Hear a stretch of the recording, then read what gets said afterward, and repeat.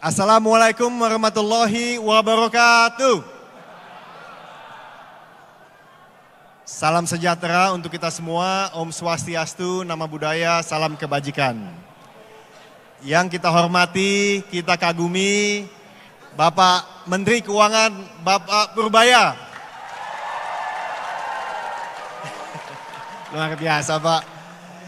Jadi tadi pagi penuh sekali Pak Purbaya, sempat renggang sedikit, tapi penuh lagi karena Bapak datang. Terima kasih. Untuk introduction saya rasa tidak perlu lagi mengenai beliau.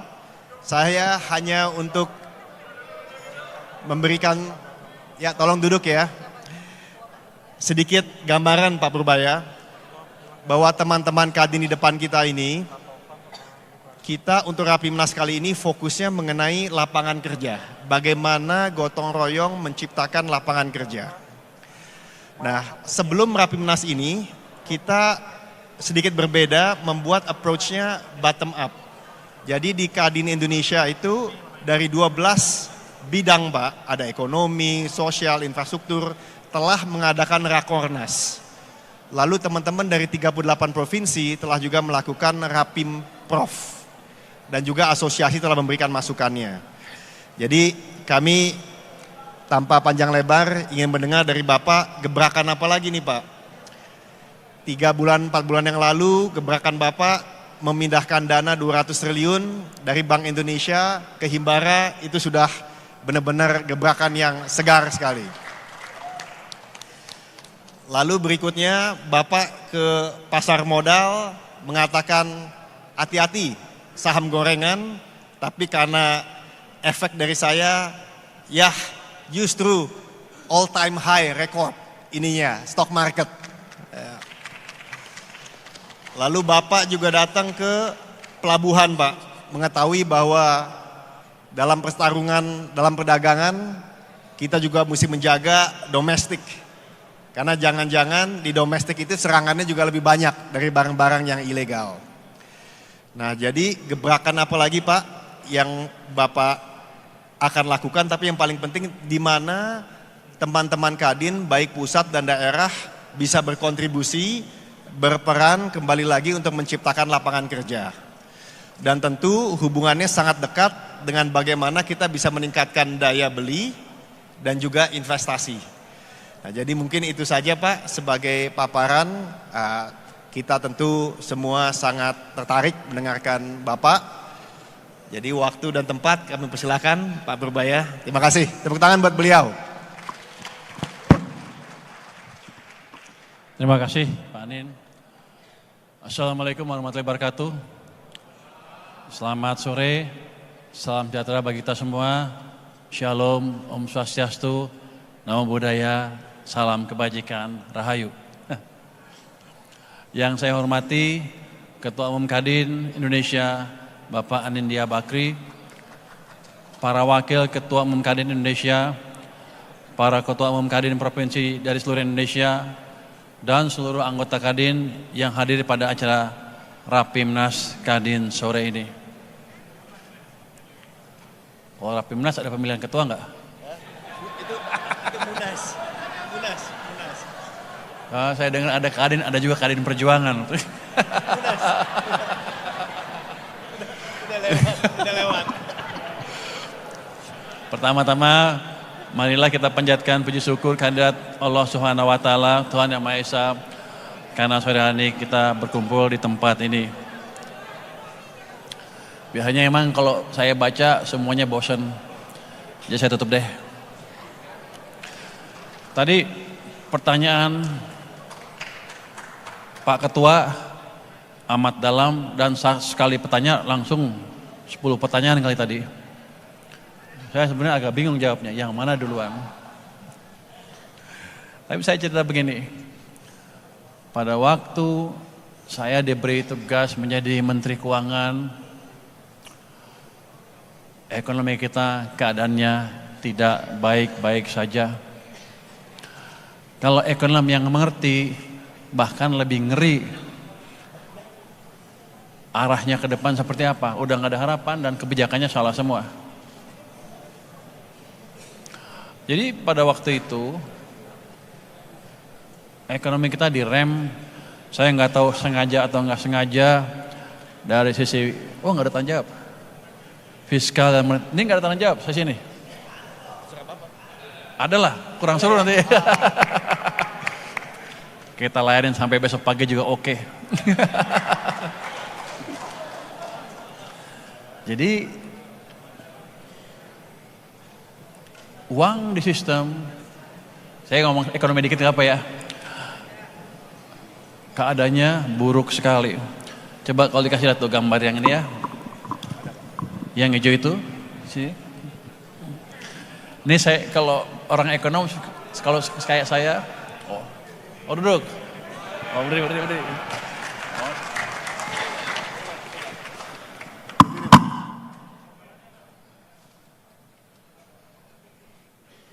Izin berdiri. Ekonom tuh ngelihat ketika ekonomi melambat, saya juga nggak berapa tahu kenapa melambat, tapi saya lihat orang-orang turun ke jalan demo besar-besaran. Kita lihat apakah demo itu sebentar akan hilang atau tidak. Kita analisa kemungkinan besar nggak akan hilang kalau ekonominya nggak diperbaiki, dan mungkin kita akan masuk resesi dan awal tahun depan kita mungkin mengalami pergantian kekuasaan yang cost-nya besar sekali buat masyarakat kita. Kenapa saya sok tahu? Memang ekonomi sedang berhentikan.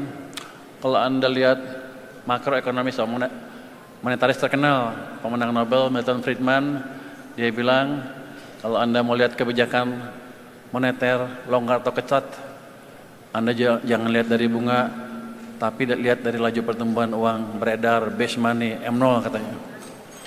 Dia mengambil kesimpulan itu dari pengalaman krisis di Amerika tahun 1930, dan habis itu dipelajarin oleh banyak orang, termasuk Ben Bernanke juga menyimpulkan hal yang sama. Jadi waktu itu katanya Amerika ekonominya hancur bukan karena kebijakannya cukup, kebijakan moneternya cukup, tapi kebijakannya salah. Walaupun bunga 0%, laju pertumbuhan uangnya negatif sehingga ekonominya hancur. Jadi kesimpulannya mereka adalah kalau Anda mau lihat kebijakan di perekonomian longgar atau ketat, saya nggak boleh bilang kebijakan moneter soalnya terusan BI kali. Anda lihat dari pertumbuhan uang bukan dari bunga. Karena saya belajar itu waktu itu kan saya sekolah di Amerika 95 sampai 2000, krisis 97-98 kan. Sehingga sebelum pulang saya pelajari apa sih penyebab krisis kita. Sama aja ternyata kita juga sama melakukan kesalahan yang sama. 97-98 bunga kita naik, kita pikirkan kebijakan ketat untuk menjaga nilai tukar. Tapi pada saat yang bersamaan Bank Sentral injek uang ke sistem besar-besaran. Akibatnya apa? Bunga tinggi, real sektor hancur, uang banyak, rupiah hancur. Jadi tahun 97-98 itu kita membiayai kehancuran ekonomi kita. Itu pelajaran yang saya dapat dari krisis 97-98. Setelah itu saya perhatikan jangan sampai terulang lagi. Sepertinya ilmunya gampang, tapi banyak di antara kita yang lupa. Nih kalau saya lihat ya. Mana ya? Tahun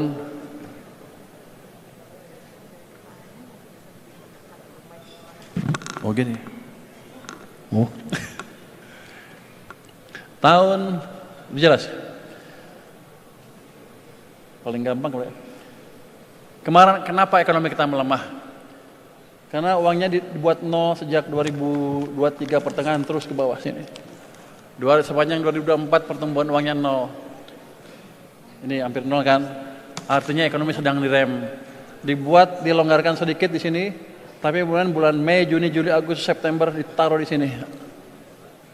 Jadi ekonomi kita melemah.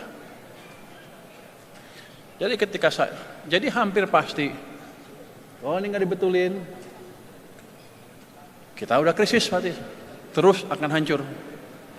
Jadi langkah pertama saya adalah berusaha mengembalikan pertumbuhan uang perekonomian. Apa yang saya kerjakan? Saya lihat, oh, pemerintah punya uang banyak, ada 425 triliun rupiah cash nganggur di bank sentral. Saya pindahkan 200 triliun ke bank komersial. Itu dampaknya apa? Menambah uang dari sini ke sana, tumbuh 13,5%. Akibatnya ekonomi mulai bergerak. Tapi di bulan berikutnya turun lagi ke 7,8%. Kalau nggak diinjak lagi uang, pasti ekonomi akan melambat lagi. Jadi setelah 200 triliun, saya tambah lagi ke ekonomi 76 triliun rupiah supaya ekonominya jalan lagi. Sepertinya ekonominya jalan lagi sekarang. Kan kalau Anda lihat kemana-mana mulai rame kan. Yang penting Anda lihat di sini suku bunga deposito turun, interbank turun, suku bunga kredit mulai turun secara bertahap.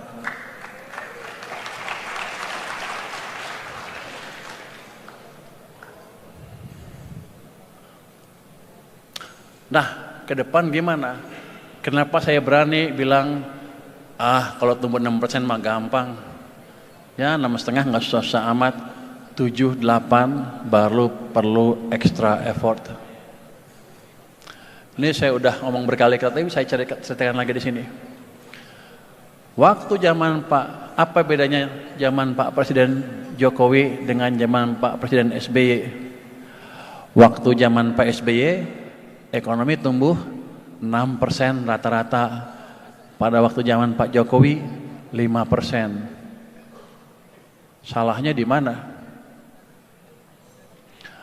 Pada waktu zaman Pak SBY, dia tidak membangun infrastruktur besar-besaran. Kenapa bisa tumbuh 6%? Karena dia biarkan real sektor tumbuh, private sektor tumbuh. Peran Kadin pada waktu itu pasti besar, mungkin sebagian besar untung banyak waktu itu ya. Tapi pada waktu zaman Pak Jokowi, dia bangun infrastruktur di mana-mana. Tapi private sector perannya sedikit. Akibatnya tumbuhnya cuma 5. Jadi di zaman Pak SBY yang jalan private sector, pemerintahnya diam. Di zaman Pak Jokowi, pemerintah jalan private sektornya relatif diam. Yang private hasilnya 6%. Yang government hasilnya 5%. Jadi kalau sekarang saya hidupkan dua musim ekonomi, government dan private sector, 6,5 enggak susah-susah amat. Saudara kan bertanya, tahu dari mana Purbaya bahwa waktu zaman Pak SBY yang jalan private sector? Kalau pembangunan infrastruktur kan udah clear, nggak kemana-mana waktu itu ya. Saya lihat dari sini, balik ke tadi gambar uang tadi. Gambar uang tadi bisa menjelaskan apa yang terjadi di perekonomian Indonesia dengan cukup detail. Kalau ekonominya pada pinter. Cuman yang pinter cuman gua kayaknya. Makanya waktu saya cerita itulah, mereka bilang, ini ilmu aneh. Tapi ini ilmu dasar ekonomi seperti ini. Jadi ekonomi yang betul ya, yang seperti ini. Yang lain salah semua. Ini waktu zamannya Pak SBY, Anda lihat nih hijau nih. Ini pertumbuhan dari sini ke sini itu rata-ratanya tumbuhnya 17,5% hampir 18%. Akibatnya apa? Kreditnya tumbuhnya kenceng tuh. Yang biru nih kredit nih. Berapa itu? 22%. Artinya private sector yang jalankan pada waktu itu. Lihat zamannya Pak Jokowi. Tiba-tiba uangnya turun ke sini.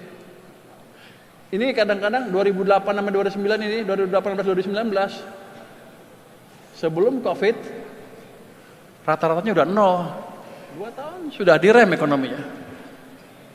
Walaupun Pak Jokowi bangun infrastruktur di mana-mana, ketika private sector yang nggak jalan, ketika pengusaha Kadin diem aja, ekonomi nggak kemana-mana. Tumbuh 5%, mungkin rata-ratanya di bawah. Ini. Jadi saya bisa bilang di sini private, di sini government. Lihat pertumbuhan kreditnya, cuma 7%. Kadang-kadang juga negatif bawah. Hampir kita hancur di tahun 2020. Waktu itu saya di Maritim. Keadaan seperti ini. Ini minus 15,3% pertumbuhan uangnya. Jadi dengan keadaan COVID, fiskal dan moneternya mencekik ekonomi kita. Ini bisa balik. Mulai ke sana. Tapi itu baliknya bukan kebetulan. Pak Presiden memerintahkan Bank Sentral untuk mengatur kebijakannya. Saya yang ngasih tahu. Gratis nggak dibayar, nggak apa-apa lah. Saya dulu terkenal ekonom bayarannya 2M. Makasih mas katanya. Sekarang udah lumayan dibayar. Pak Prabowo bayarnya lebih gede rupanya. Ini sampai sini Bank Sentral masih negatif. Bank Sentral udah membantu tapi masih negatif. Ini dari sini ke sana, apa yang terjadi? Kita paksa Kementerian Keuangan memindahkan 300 triliun dari BI ke perekonomian, ke bank-bank komersial. Akibatnya MNO-nya tumbuh seperti ini, nggak lama kredit juga tumbuh kencang seperti ini. Jadi ini amat mempengaruhi pertumbuhan kredit dan pertumbuhan swasta sektor real. Waktu kemarin saya balikin uang itu 200 triliun, itu bukan langkah baru, pernah dilakukan di sini. Cuman karena mereka nggak ngerti, mereka cuma jalanin perintah. Mereka pikir itu langkah kebetulan. Tidak, itu langkah by design. Yang ini pun kita sudah punya pengalaman dan kita jalankan langkah itu karena kita sudah punya pengalaman tahun-tahun sebelumnya. Jadi saya kelihatannya pinter, padahal enggak, dulu dikerjain. Tapi emang gue yang nyuruh sih, yang lain nggak ngerti. Orang nuduh saya, ini waktu lontor ini nih, mereka bilang apa? Purbaya ngabisin uang pemerintah 200 triliun. Padahal yang saya lakukan apa? Saya pindahkan uang dari bank sentral ke bank komersial, BUMN, dalam bentuk seperti tabungan, deposit on call. Uangnya masih uang saya. Jadi ini balik, ekonomi recover, uang gua masih utuh.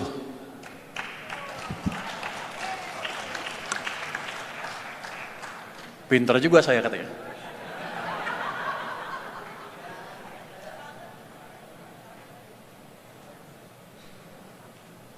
Itu seperti hal yang gampang. Kita pikirkan orang dalam negeri nggak ngerti. Tapi ternyata orang luar negeri juga nggak ngerti. Kalau Anda baca The Economist yang hari ini, yang terakhir, ada tuh tulisan yang bilang Indonesia raise its rainy day pot. Dia bilang di The Economist itu, saya ngabisin uang yang disimpan untuk keadaan susah sebesar 200 triliun. Padahal kan uangnya nggak habis, uangnya cuma saya pindahin aja. Jadi majalah The Economist yang canggih itu ternyata nggak sepinter gua.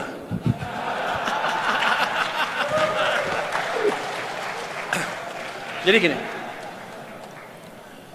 kalau saya aktifkan, ini kalau Anda baca yang hari ini, Pak Tantoy baca betul deh, dibilang saya salah, saya ini, gue bilang dasar majalah bego. Oh iya, ya dong, kan dia banyak ekonominya kan harusnya. Ternyata emang dugaan saya betul, dia nggak sepinter saya. Jadi, kalau saya hidupkan dua-duanya ekonomi, fiskal, moneter dengan ini mesinnya dua tumbuh, saya pikir 6 sampai 6,5 bisalah nanti Anda akan mendapatkan keadaan ekonomi yang beda dibanding sebelumnya. Tapi itu belum cukup kalau untuk menciptakan pertumbuhan ekonomi yang berkesinambungan. Iklim investasi kita masih berantakan, betul kan? One stop service, tapi nggak kelar-kelar. Boleh ngomongin nggak ya? Kalau nggak kita udah lari ekonominya, investasi udah ngebut. Sekarang kita sama Vietnam kalah, sama Thailand kalah, sama Singapura kalah, sama Malaysia kalah dalam hal menarik investasi. Kemarin Nvidia baru pilih Johor dibanding Indonesia. Kita kalah, kita mesti betulin. Gimana cara memperbaiki iklim investasi? Orang kan bilang, oke, Pur, kau perbaiki di atas kertas, undang-undangnya gimana ini. Ya, kalau di atas kertas, semuanya pasti bagus. Kalau saya panggil anak buah saya di Kementerian Keuangan, ada hambatan enggak? Enggak ada, Pak. Keluhan ada? Enggak ada, Pak. Tapi investasi nggak masuk. Kalau saya tanya pelaku bisnis, gimana? Kusut katanya, gitu kan? Jadi saya usulkan ke Menko Perekonomian, Pak Menko, kita buat task force untuk debottlenecking. Pak Menko setuju, Pak Presiden setuju, jadi sudah dibuat task force-nya, sudah di launch. Ada 3 task force di situ, ada 3 pokja, 1, 2, dan 3. Yang penting yang kedua adalah pokja debottlenecking. Di situ bapak-bapak, ibu-ibu, para pelaku bisnis, kalau ada hambatan di bisnis Anda bisa lapor dan kami akan sidangkan seminggu kemudian. Saya udah memutuskan mengalokasikan waktu 1 hari penuh untuk memimpin sidang debottlenecking. Kenapa saya sok berani? Saya pernah punya pengalaman debottlenecking di Menko sebelumnya, di Menko Perekonomian, Maritim, dan Polhukam, 3 Menko. Saya wakil ketua tim debottlenecking sama Pak Yasona Lawli ketuanya.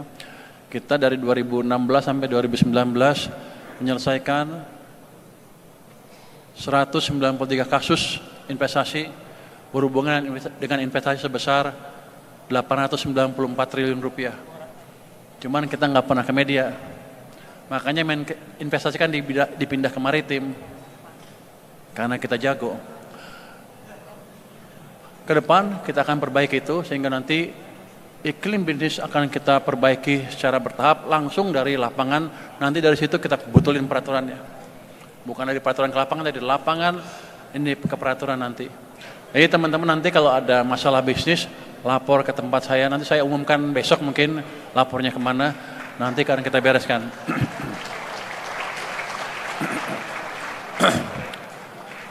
Kalau ada yang ragu, Purbaya emang tahu hukum apa?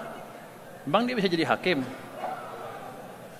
Saya udah menyidangkan mungkin 600 kasus, 600 sidang terus-terusan selama 3 tahun itu. Saya kemampuan hakimnya udah setingkat Abu Nawas. Dulu ada cerita, Abu Nawas disuruh meriksa oleh raja. Ini orang yang mana yang baik, yang mana yang nipu, yang mana yang enggak.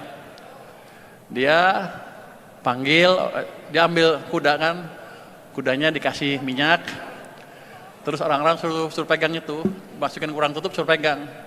Yang bersalah nggak berani pegang, yang nggak bersalah dia pegang. Kan abis itu salaman dengan Abu Nawas. Dia tahu yang tangannya basah kena minyak, orangnya jujur, yang tangannya kering, itulah pendosanya. Kalau saya nggak gitu, saya nggak kasih minyak. Tapi dengan jalannya waktu, setiap selesai sidang kan salaman tuh. Mungkin 20 sidang udah tahu. Siapa yang bersalah, tangannya dingin. Yang nggak bersalah, hangat. Lama-lama kita tahu, oh yang ini salah ini. Saya punya anak buah polisi, oke lu periksa orang itu. Betul, dia yang bersalah. Jadi saya udah setingkat Abu Nawas.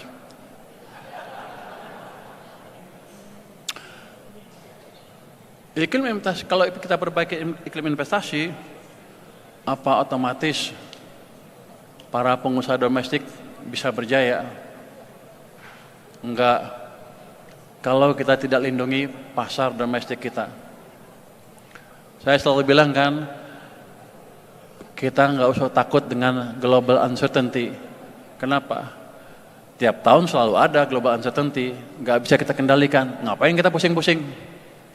Kita fokus dengan domestic demand yang menyumbang ke ekonomi sekitar 90%. Kalau saya jaga domestic demand, maka ekonomi kita nggak akan apa-apa walaupun global hancur. Anda pasti bilang, Purbaya tukang tipu. Enggak, saya nggak nipu. Anda lihat tahun 2009, 2008, 2009 ketika ada global financial meltdown, negara sekeliling kita, Singapura, Malaysia, Thailand, Korea, Jepang, Eropa, Amerika, semua tumbuhnya negatif. Kita tumbuh berapa? 4,6%. Hanya kita, Cina, dan India yang tumbuh positif pada waktu itu. Kenapa? Karena kita perhatikan domestic demand. Caranya apa? Kalau 1998 bunga naik, 2008-2009 bunga diturunkan, 1998 IMF kebijakannya kencangkan ikat pinggang. Sekarang kita waktu itu ya ekspansi fiskal. Jadi selama kita jaga domestic demand, ekonomi kita bagus. Tapi kalau domestic demand-nya dikuasai asing, buat apa? Yang untung ya pengusaha-pengusaha asing. Jadi langkah saya selanjutnya adalah apain? Saya jaga border kita dari barang-barang ilegal. Kalau kemarin kan ribut. Kemarin kan ada ribut-ribut apa? Thrifting. Gua nggak peduli thriftingnya. Pokoknya yang baju bekas ilegal masuk kita tutup. Nanti habis itu baja. Bentar lagi. Habis itu sepatu. Habis itu yang lain-lain. Jadi kita jaga domestic demand, domestic market untuk teman-teman pengusaha. Tapi nanti kalau udah sukses, jangan lupa bayar pajak. Kan sama-sama senang.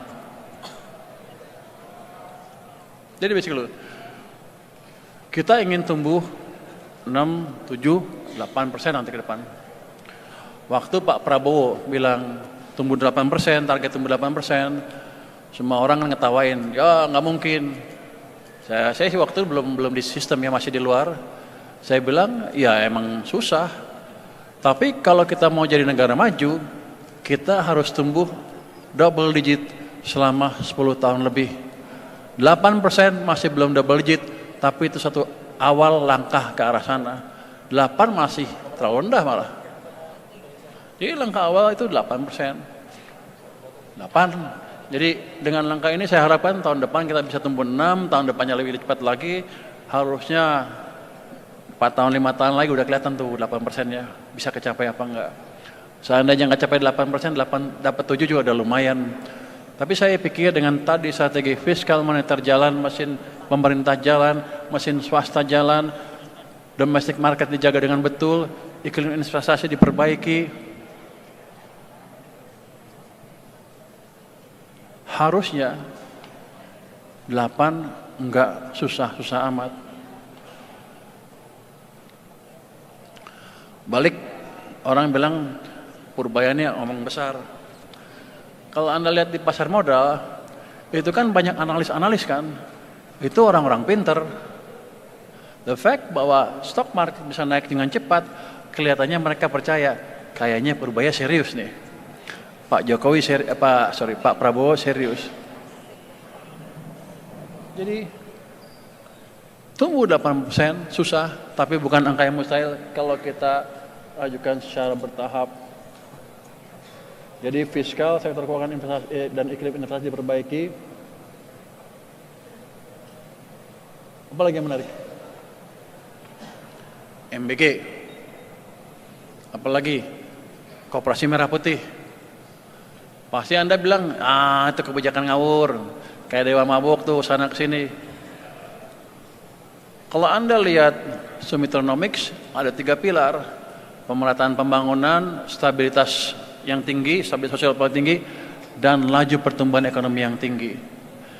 Yang dilakukan oleh Pak Prabowo adalah dua pilar tadi, pemerataan dan stabilitas ekonomi. Karena dengan program-program yang langsung ke rakyat, kita bisa jalankan pemerataan dan stabilitas sekaligus. Tapi kalau pertumbuhannya terganggu, nggak stabil juga seperti kemarin. Awal September, itu keadaannya betul-betul membahayakan. Yang saya perbaiki adalah yang laju pertumbuhan ekonomi yang tinggi. Itu akan kita dorong terus ke depan supaya ekonominya semakin bagus, semakin bagus, semakin bagus, dan Anda bisa berusaha lebih baik lagi ke depan. Mungkin itu pengantar dari saya. Terima kasih. Wassalamualaikum warahmatullahi wabarakatuh.